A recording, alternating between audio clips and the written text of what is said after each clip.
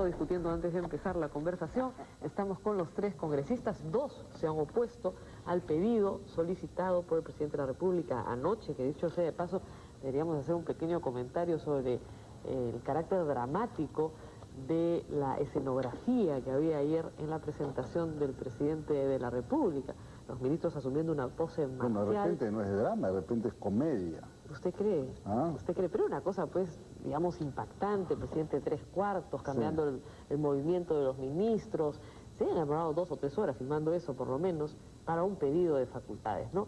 Hay un primer problema que yo creo que está, y me gustaría tener una opinión de todos, que está en el fondo de lo que he escuchado esta mañana en el Congreso. Un problema político.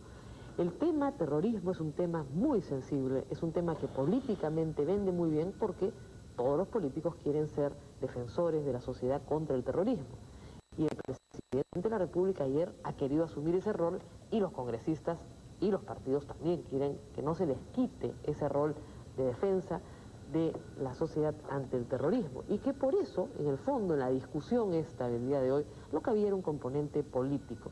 ¿Qué piensa, señor Escanseco? Este tema del figuretismo es importante en política en estos días. Yo lo primero que quisiera señalar es que yo votaba en contra de las delegaciones de facultades en el 99% de los casos, salvo códigos, claro, o cosas complejas del terreno, el 80% con Belaunde, luego con el gobierno de García, luego con la primera fase, la fase constitucional del gobierno de Fujimori, como una cuestión de principio, de manera que no hay un cambio de actitud ni una negación en este terreno de mi parte. Y esto tiene que ver con que creo que el Congreso tiene responsabilidades determinadas y debe asumirlas. En segundo lugar, yo sí creo que hay un tema de figuretismo en este tema político y de ver cómo se le saca provecho a la situación. He escuchado opiniones y las discrepo tajantemente de gente que tengo muy cercana, diciendo, por ejemplo, que tenemos casi una actitud de colonia frente a un conjunto de personajes de la Comisión Interamericana que conocen del Perú y que determinan que se aplique el derecho humanitario internacional en el país. Yo no comparto esa aproximación.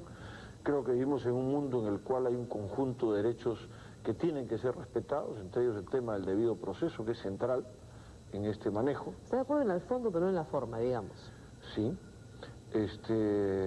Hay un tema, yo comparto el centro del tema de lo encarado por el Tribunal Constitucional, y me parece que hay una responsabilidad de el gobierno y de el Congreso de no haberlo enfrentado. Porque este tema está planteado aquí desde el año 93 en el informe de la Comisión Interamericana de Derechos Humanos, que se modifique la legislación. Vamos a ir al fondo del asunto en un instante. Bueno, permítame conversar con los otros congresistas sobre la forma, porque en el fondo también hay varias cosas que decir sobre el fallo que tengo acá. Congresista Antero Flores Arauz, usted está a favor de la delegación de facultades, también porque ha sido una posición consistente en su caso. Sí, sí. En casos de excepción como este, no la delegación de facultades para cualquier cosa o porque simplemente el Ejecutivo lo pide, sino nosotros mismos hemos pedido facultades delegadas muchas veces, coincidiendo con Javier en tema de códigos, que si tú le pones a un artículo una coma o le quitas un punto, te puede modificar un montón de artículos. Eso no se puede ver sino en un cenáculo muy pequeño. En temas, por ejemplo, de terrorismo, nosotros incluso hoy día recordaba en el Congreso de que desde la antigua época en que Enrique Elías La Rosa fue congresista, se habían pedido normas de excepción para enfrentar el fenómeno. Luego, en el 90, Javier Bedoya solicitó y presentó proyecto para delegación de facultades y no fue escuchado. Después, recién de un año, en cuanto el terrorismo creció, recién allí el gobierno de Fujimori lo solicitó. Entonces nosotros hemos tenido una constante que para este tema era necesario. Y nosotros la hemos repetido, ¿no? Ahora, y nuestros socios políticos en Unidad Nacional, en general, nos han respaldado. En general, pero con excepciones, no menos Rafael Rey. Por eso decía en general. Señor congresista Jorge del Castillo, yo revisaba en la mañana con otro colega suyo, con el señor Aurelio Pastor, la legislación antiterrorista en el Perú, y ninguna de las normas que rigen digamos, tipifican el terrorismo y lo penalizan, ha sido aprobado por el Congreso. El decreto legislativo 046 es un decreto legislativo de la época de Belaunde.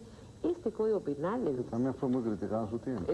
Por cierto, pero este Código Penal, aprobado en el año 91, es aprobado por decreto legislativo, por el decreto Pero legislativo con una 635. comisión, perdón, con una comisión revisora, Por cierto. presidió Javier Alba, si mal no Por cierto. recuerdo. Los códigos es razonable porque hay que estructurar con mayor Muy bien, y especialización los decretos el leyes, tema, ¿no? que además se mantienen vigentes, no han sido derogados en su integridad. No, y ahora han sido constitucionalizados. Así es, son decretos leyes. ¿Por Claro. qué esta oposición radical?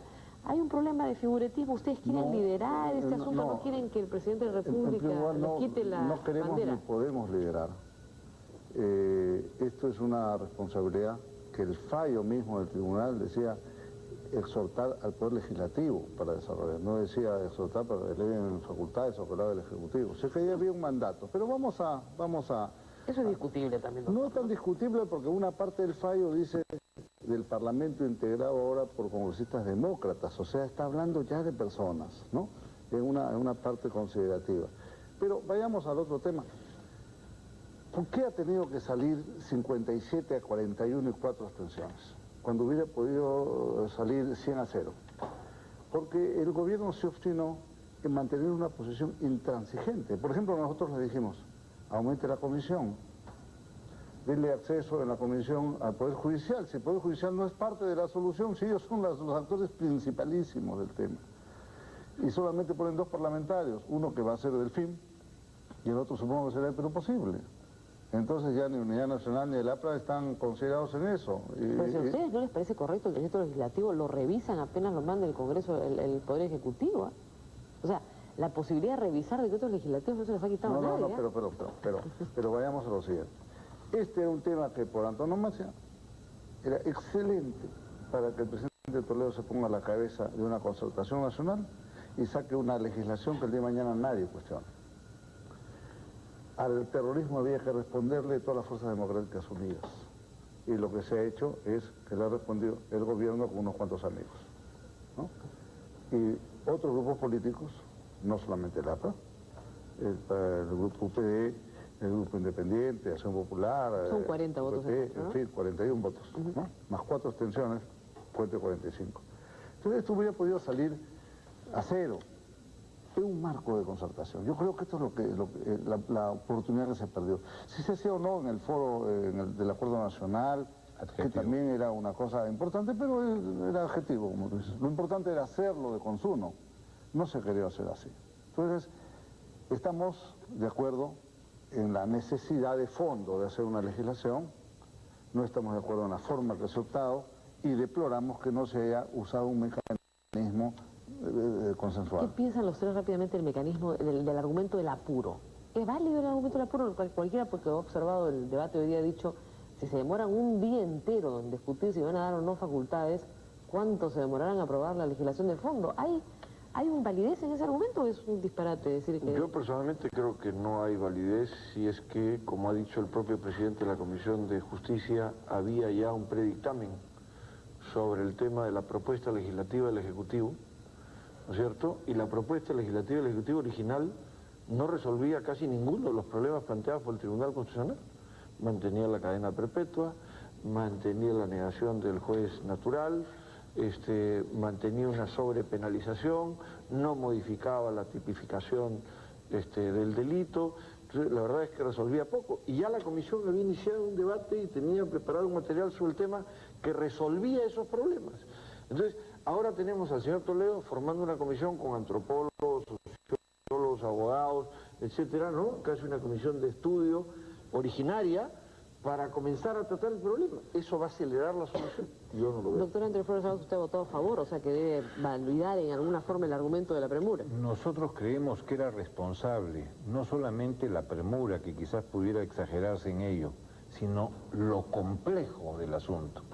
Tienes aristas de derecho internacional, tienes aristas de recomendaciones de la Comisión Interamericana de Derechos Humanos, tienes algunas implicancias con las sentencias que ha dado la Corte Interamericana, tienes temas que tienen que ver con el sistema penitenciario, el sistema carcelario, tiene que ver con beneficios penitenciarios y el Código de Ejecución Penal. Tienes que ver con lo sustantivo, la forma de juzgamiento, en que hay temas del Ministerio Público y del Poder Judicial, y lógicamente también temas de Cancillería en cuanto pueden haber algún tipo de reclamaciones. Nos parecía el tema demasiado complejo y complicado para que esto se pudiera ver razonablemente, serenamente y con gran, ¿qué te puedo decir?, eficiencia en el Congreso.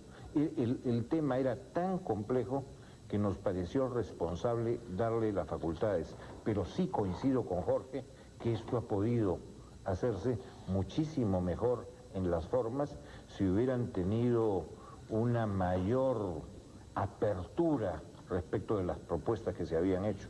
Nosotros mismos pusimos algunos candados, hicimos algunas sugerencias y coincidimos con Jorge en los planteamientos de una comisión mayor y no solamente 2 o 3 parlamentarios, 2 quedó. Se pudo haber sido hecho mejor y se hubiera dado la imagen, sin ningún figuretismo. En esto nosotros no hemos estado en temas de figuretismo alguno, de ninguna forma. Se hubiera podido hacer la cosa muchísimo mejor, como dice Jorge bien, con una mayor presencia en el voto afirmativo. Vamos a ir a una breve pausa, pero vamos a regresar para hablar ya del tema de fondos. Pero voy a hablar solamente del plazo. Sí. El propio gobierno ha pedido 30 días útiles, que vencen si la ley sale publicada el domingo, supongamos vence el Día de la Fraternidad, el 22 de febrero. Entonces, hubiéramos tenido tiempo de sobra en el Congreso para resolver en menos plazo todavía el tema. O sea, no es un tema de la premura de 24 horas. Se han pedido 40 días. Lo que pasa que también no se ha dicho en eso, Jorge, es que probablemente intuyo que se quisieran hacer algunas consultas, igual como se hizo respecto al penal y hacer un convenio de comodato con las Fuerzas Armadas, quizás están esperando o pudiera ser que hagan algunas consultas respecto a la legislación y en este momento ni la Comisión ni la Corte están funcionando. Pudiera ser, pienso en voz alta nada más. Bueno, vamos a hacer una pausa y vamos a regresar para hablar del tema de fondo de la sentencia, porque es importante recoger las opiniones de los congresistas. Volvemos.